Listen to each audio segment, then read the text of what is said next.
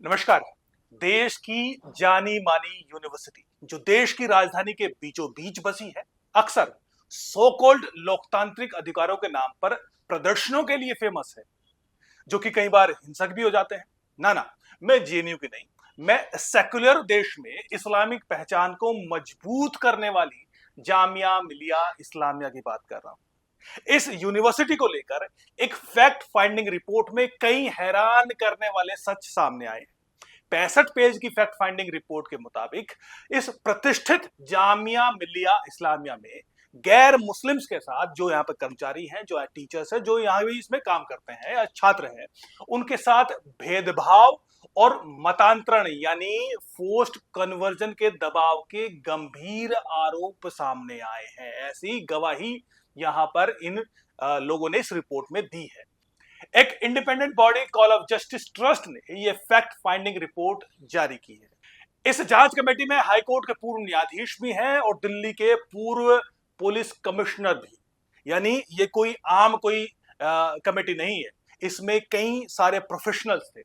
इस जांच कमेटी में जामिया के गैर मुस्लिम फैकल्टी सदस्यों ने, छात्रों ने, कर्मचारियों ने, पूर्व छात्रों ने इस कमेटी से बात की, उनको गवाही दी और फिर उनके एक्सपीरियंस के आधार पर जो जो उनके साथ हुआ, उसके आधार पर यह फैक्ट फाइंडिंग रिपोर्ट तैयार की गई है।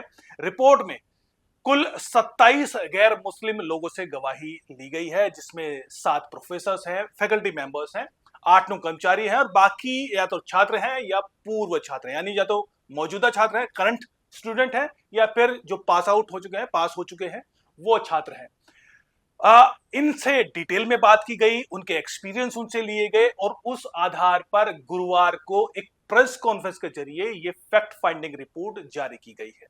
रिपोर्ट के मुताबिक एक असिस्टेंट प्रोफेसर ने फैक्ट फाइंडिंग कमेटी को बताया कि उन्हें तो ज्वाइन करने के साथ ही भेदभाव का सामना करना उनके साथ भेदभाव शुरू हो गया था। जामिया के जो उनके साथी कर्मचारी थे, जो कि मुस्लिम थे, वो उनके साथ एक तरह से बुरा व्यवहार करते और ताना मारते और उनके साथ एक तरीके से हर तरीके का भेदभाव करते थे। ये असिस्टेंट प्रोफेसर कह रहे हैं। जब उन्होंने अपनी पीएचडी थीसिस सौंपी, वो वहां पे स्टूडेंट भी थे, तो उन्होंने पीएचडी सेक्शन में जब वो क्लर्क के पास गए, जो कि मुस्लिम थे, उन्होंने उसको देखते ही, नाम पढ़ते ही अपमानजनक टिप्पणी की और उसको कहा कि ये किसी काम की नहीं है, इससे कुछ हासिल नहीं हो पाएगा। पीड़ित प्रोफेसर ने यह भी दावा किया कि जो क्लर्क ये टिप्पणी कर रहा था, जो कमेंट कर रहा था, वो ठीक से थीसिस का नाम भी नहीं पढ़ पा रहा था, लेकिन वो चूंकि मुस्लिम था, वो उस पर टिप्पणी भी कर रहा था और अपमानजनक कमेंट भी। क्यों? क्योंकि वो मुस्लिम था। ये इस रिपोर्ट में दावा किया गया है। एक और फैकल्टी मेंबर जो कि अनुसूचित जाति से संबंध रखते हैं, उन्होंने भी ऐसे ही एक्सपीरियंस को कमेटी के सामने शेयर किया। उन्होंने कहा कि नॉन मुस्लिम होने के चलते मुस्लिम सहकर्मियों ने से उन्हें भारी भेदभाव का सामना करना पड़ा।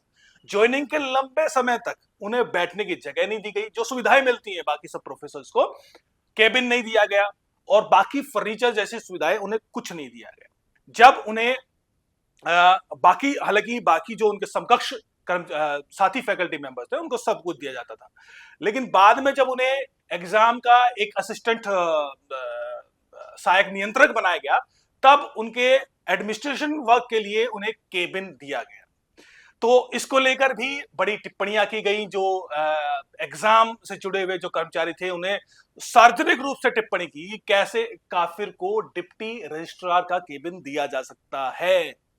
इस तरह की टिप्पणी का सामना इन जो दलित फैकल्टी हैं, महिला है, उनको इस तरह का टिप्पणी का सामना करना पड़ा।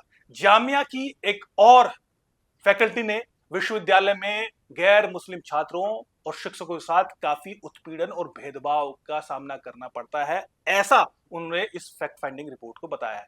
उन्होंने दावा किया कि कई आदिवासी छात्र जो ये उत्पीड़न सहन नहीं कर पाते हैं, या तो वो विश्वविद्यालय छोड़ देते हैं या फिर उनपे एक तरीके से उनको धर्मांतरण के लिए, इस्लाम कबूल करने के लिए मजबूर किया जाता है। कुछ शिक्षकों ने छात्रों और जो जो वहां पर मुस्लिम टीचर्स हैं उन्होंने छात्रों को भी, यहाँ तक कि फैकल्टी मेंबर्स को भी इस्लाम धर्म के लिए दबाव डाला है। ऐसा एक्सपीरियंस रहा है टीचर्स का। पीड़िता ने बताया कि एक प्रोफेसर ने तो क्लास में घोषणा ही की थी कि अगर छात्र इस्लाम कबूल नहीं करते तो उन्हें एमएड की जो डिग्री है वो पूरा नहीं करने देंगे। उन्होंने खुद का उदाहरण दिया और बाकियों का उदाहरण दिया कि देखिए कैसे इस्लाम कबूल करने के बाद उन्हें जामिया में उच्च पदों पर नियुक्त किया जाता है। यानी ऐसे बहुत सारे उदाहरण थे जिनका उदाहरण देकर बाकियों को फंसाने का काम भी यहां पर किया जाता है। ऐसा इस रिपोर्ट में दावा किया गया है। जामिया में ये भी इस रिपोर्ट में यह भी दावा किया गया कि जामिया में वंदे मातरम को बजाना भी एक तरीके से अपराध माना जाता है। एक बार जामिया की जो कम्युनिटी रेडियो है उस पर वंदे मातरम बजा दिया गया तो जिम्मेदार कर्मचारी को निशाना बनाया गया।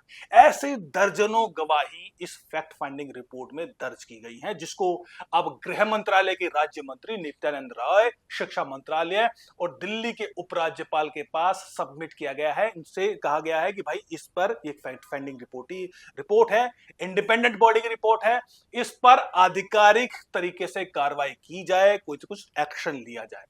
ऐसा नहीं है कि कॉल फॉर जस्टिस जो ये बॉडी है जिसने फैक्ट फाइंडिंग रिपोर्ट बनाई है, इसने अपने मन से ये काम शुरू कर दिया है। दरअसल जुलाई महीने में और उससे पहले भी एक दलित रामनिवास कर्मचारी ने का एक वीडियो भी सोशल मीडिया पे वायरल हुआ था, जिसमें वो दिल्ली में जामिया मिलिया इस्लामिया के रजिस्ट्रार और बाकी अन्य अधिकारियों पर गैर मुस्लिम होने के चलते, दलित होने के चलते जातिगत भेदभाव करने और उत्पीड़न के गंभीर आरोप रामनिवास ने लगाए थे। ये वीडियो वायरल हुआ था। उसके बाद दिल्ली पुलिस ने इस मामले में एफआईआर भी दर्ज की थी। जो जामिया के रजिस्ट्रार है उन पर एफआईआर भी दर्ज हुई थी, 2 अन्य कर्मचारियों पर भी, अधिकारियों पर भी एफआईआर दर्ज हुई थी। और इस मामले में बाद में अगस्त 2024 में एक प्रोटेस्ट भी हुआ था, जो दलितों का एक प्रोटेस्ट हुआ था, जिसमें जामिया के इन आरोपी अधिकारियों पर कार्रवाई की बात थी, उसको न्याय मिले, रामनिवास को न्याय मिले, इस पर एक प्रोटेस्ट हुआ था। इसके बाद इन्हीं प्रोटेस्ट करने वाले जो थे कॉल फॉर जस्टिस के पास पहुंचे थे, उन्होंने अपने एक्सपीरियंस शेयर किया था कि इस तरीके से जामियाओं में उत्पीड़न, धर्मांतरण की कोशिश होती है। उसकी शिकायत, उसकी मौखिक भी और लिखित भी, और बाकी अन्य लोगों ने भी एक इस तरह की शिकायत इस इंडिपेंडेंट संगठन को दी थी, जिसके बाद उन्होंने देखा कि प्रथम दृष्टया जो जांच उन्होंने की तो उसमें देखा गया कि हाँ, इसमें कुछ दम है, इन आरोपों में दम है। उसके बाद एक पूरी तरह से विस्तृत जांच के लिए एक फैक्ट फाइंडिंग कमेटी बनाई गई थी, जिसमें 6 सदस्य थे। इन सदस्यों को आप नाम सुनेंगे तो आप समझेंगे कि ये कोई ऐसा मामला नहीं है कि कोई एवं ही किसी ने उठे और सदस्य आए, उन्होंने एक फैक्ट फाइंडिंग कमेटी, ये इसमें प्रोफेशनल्स हैं। जैसे मैंने कहा कि रिटायर्ड जस्टिस शिव नारायण ढींगरा, जो कि दिल्ली उच्च न्यायालय के वो जस्टिस रहे हैं, वो इस कमेटी के अध्यक्ष थे। राजीव कुमार तिवारी अधिवक्ता हैं दिल्ली उच्च न्यायालय के, वो इस कमेटी के सचिव थे। नरेंद्र कुमार जो कि आईएएस रहे हैं, वो दिल्ली सरकार में, वो भी इसके सदस्य थे।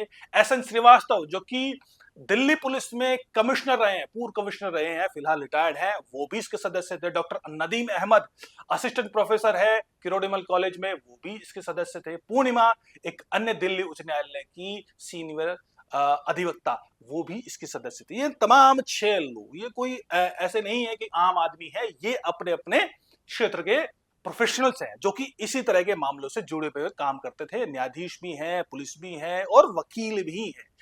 इन फैक्ट फाइंडिंग टीम ने फिलहाल ये जो रिपोर्ट तैयार की है उसमें 3 महीने का वक्त लगाया। अब ये रिपोर्ट जारी कर दी गई है और इसको गृह मंत्रालय, जो शिक्षा मंत्रालय है और दिल्ली उपराज्यपाल के पास पहुंचाया गया है। अब उम्मीद करनी चाहिए कि जो आरोप लगाए हैं जामिया मिलिया इस्लामिया में, जो कि एक माइनॉरिटी इंस्टीट्यूशन है, उनको दर्जा मिला हुआ है, वहां पर अगर इस तरह का भेदभाव होता है, खासतौर पर दलितों के साथ, कर्मचारियों के साथ, फैकल्टी के साथ, तो निश्चित तौर पर यह देखा जाना चाहिए। छात्रों को क्या धर्मांतरण के लिए उन पर दबाव बनाया जाता है, ये गंभीर आरोप हैं। अब इसके लिए जरूरत है कि दिल्ली पुलिस भी और जो गृह मंत्रालय है वो भी, शिक्षा मंत्रालय है वो भी, वो इस पर कार्रवाई करे, एक उचित जांच करे, और फिर उसमें अगर कोई आरोपी सही मिलता है तो उस पर कार्रवाई भी की जाए। अगर आरोप सही नहीं मिलते तो उसमें एक तरीके से उनको क्लीन चिट भी दी जाए। ये एक जरूरत अब गेर जो है इन तीनों गृह मंत्रालय, शिक्षा मंत्रालय और उपराज्यपाल के पाले में है। बहरहाल देखिए आगे आगे होता है क्या। नमस्कार, जय हिंद।